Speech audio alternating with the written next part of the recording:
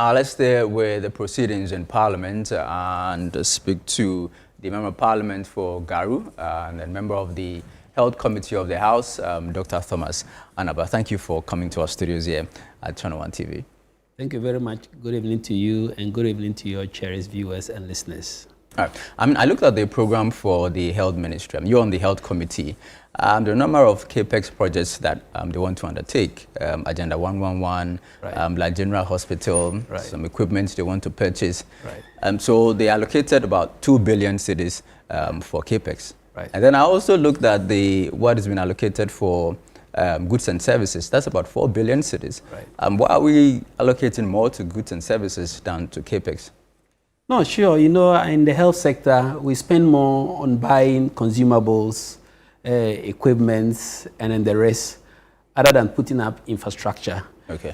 If you don't have so much new infrastructure, you don't put in equipment there.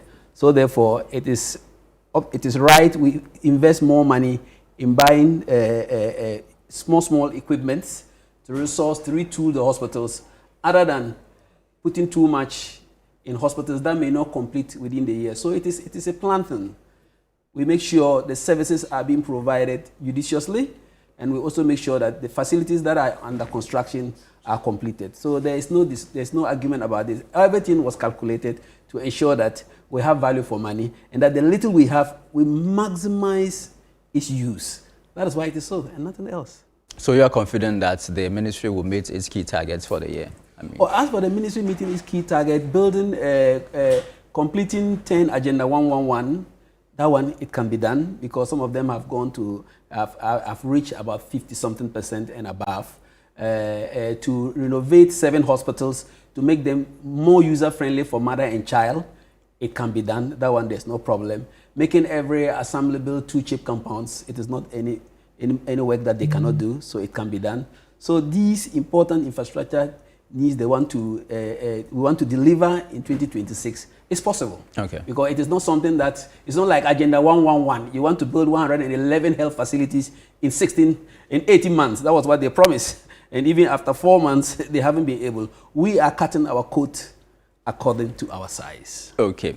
National Health Insurance came. We're told that the tariffs for service providers is going to be increased by 120%. How do we envisage that they would help enhance the health sector? Oh, definitely. I think every patient, every Ghanaian should be happy now, should be clapping for the government for this increment. It is long overdue.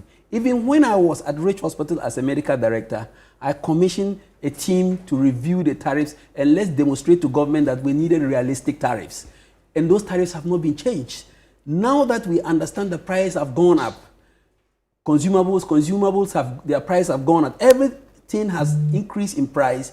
We need to review the tariffs more frequently to ensure that we meet current pricing in the market.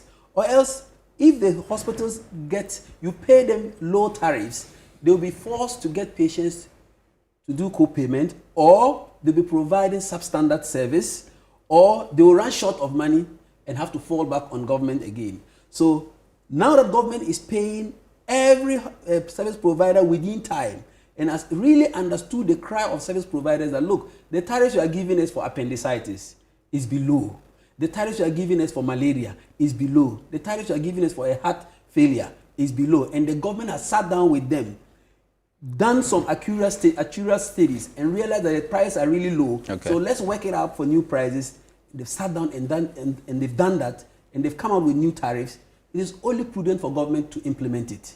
Is this one of the reasons why the government uncapped the levy? The government uncapped the levy because the levy was really meant for health insurance. There's no need for you to cap it in the first place. Okay. And if they have uncapped it and there's more resources and there's a cry for increment of tariffs for several years now, it is just prudent for the government to work on the tariffs and increases. So good to go. Ghanaians should be happy because now hospitals will get money to manage things that they had no money to manage. They'll be able to provide more quality service, buy equipment for the hospitals, renovate their hospitals, make the environment very neat, and pay staff, especially the casual staff, so that they can give out their best. To me, this is one of the best things that has ever happened to the health sector. Increasing tariffs by 120%. It's too much. Now, medical data.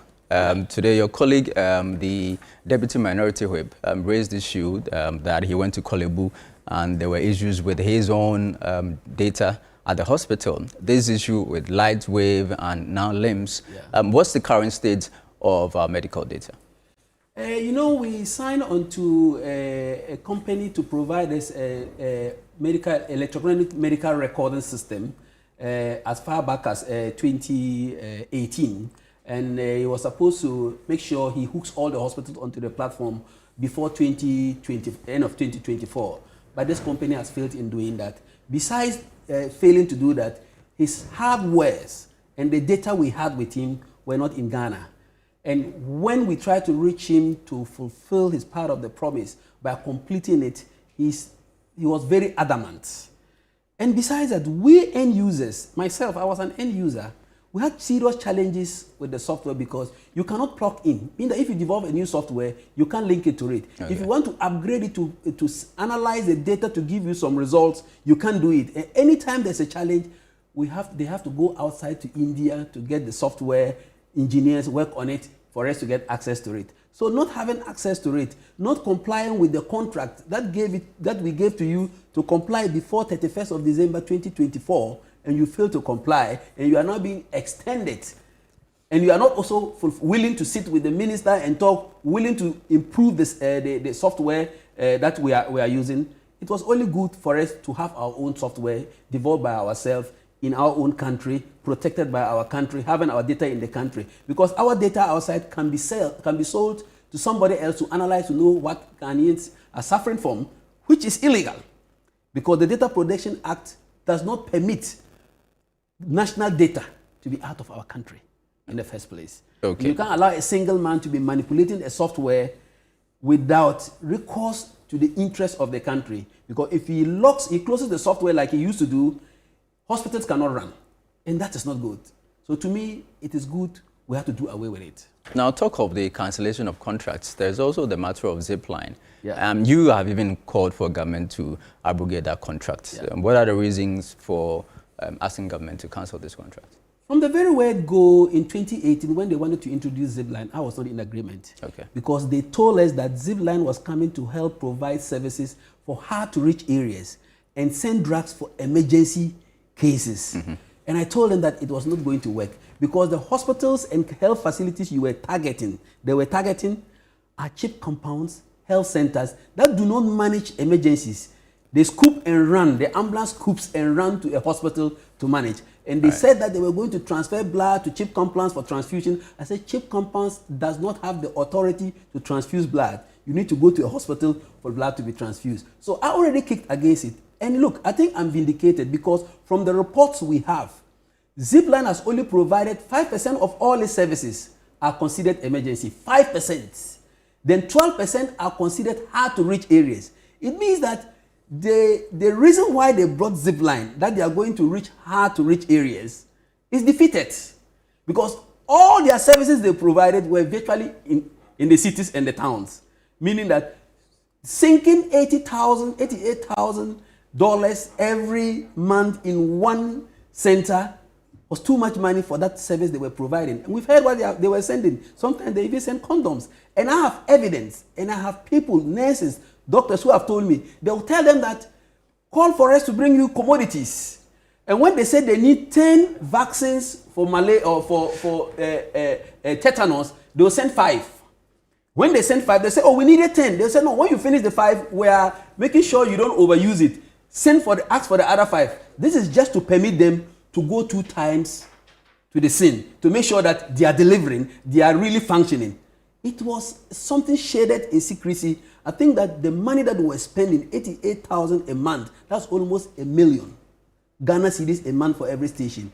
If we had used that and listened to the advice of the National Laboratory Scientists Association, listen to our call, that use that one and strengthen our laboratories, things would have been better. Besides, now we have Gavi that has provided cold chain in virtually every part of the country.